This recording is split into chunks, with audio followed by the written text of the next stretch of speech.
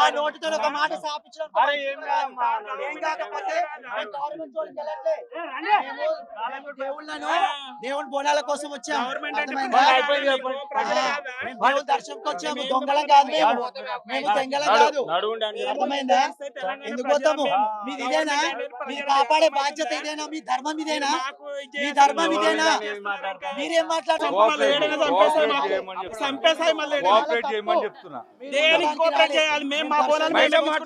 మీరు కోఆపరేట్ చేయాలి మాకు, ఇంకా మీరు చేయాలి, మీరు కోఆపరేట్ చేయాలి మాకు, ఇంకా మీరు పబ్లిక్ సర్వీస్ ఉంటే శివశక్తులను చూడకుండా జోగినీలను చూడకుండా బయట మాట్లాడమంటారు.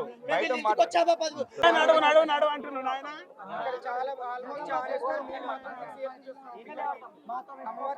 అడ్డుకోవడానికి నిలదీస్తుంది. అసలు బోనం వెళ్తుంటే బోనం కానీ రానిట్లేదు. ఈమె టెంపుల్ పెద్ద మనిషి, ఈమెను కానీ రానివ్వట్లేరు. ఇది చాలా రాంగ్. పోలీసులు మమ్మల్ని ఎట్లా పడితే అట్లా నెడుతున్నారు. ఇది చాలా అంటే చాలా రాంగ్. ఒకసారి మీరు అక్కడ చూడండి, బోనం కింద పడేది ఒకటి ఆల్రెడీ. ఇది చాలా రాంగ్, ఇది కరెక్ట్ కాదు. సరే, ఏం చెప్పగలుగుతున్నారు? జై శ్రీరామ్.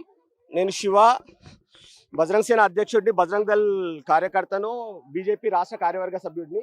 ఈ యొక్క రేవంత్ రెడ్డి యొక్క ప్రభుత్వము దుర్మార్గానికి ఎగబడ్డది. ఒక రజాకార్ జమానా ఎట్లుంటుందో మేము కళ్ళతో చూడలేదు, మీకు చూపిస్తున్నారు. వీళ్ళు ఏంటంటే హిందువుల మనోభావాలు దెబ్బతీయడానికి ప్రయత్నం చేస్తూనే ఉన్నారు. మీకు ఎంఐఎం కట్టించినటువంటి ఆస్తులను వీళ్ళు కన్ను పెడతారు. వాళ్ళు కబ్జా చేసినటువంటి ఆస్తుల మీద ఫరా కాలేజ్ మీద ఎట్లాంటి యాక్షన్ తీసుకోవాలి? అమ్మా చెప్పండి అమ్మా, మీరు బోనం ఎత్తుకేస్తాడు కూడా మీ బోనం తీసేస్తారు. అమ్మవారు తీసు తప్పు వాళ్ళది. బోనం చెల్లించినప్పుడు కూడా అరెస్ట్ చేస్తారు. బోనం కింద పడేస్తారు పోలీసు వాళ్ళు, అసలు లోపలికి రానిస్తలేదు.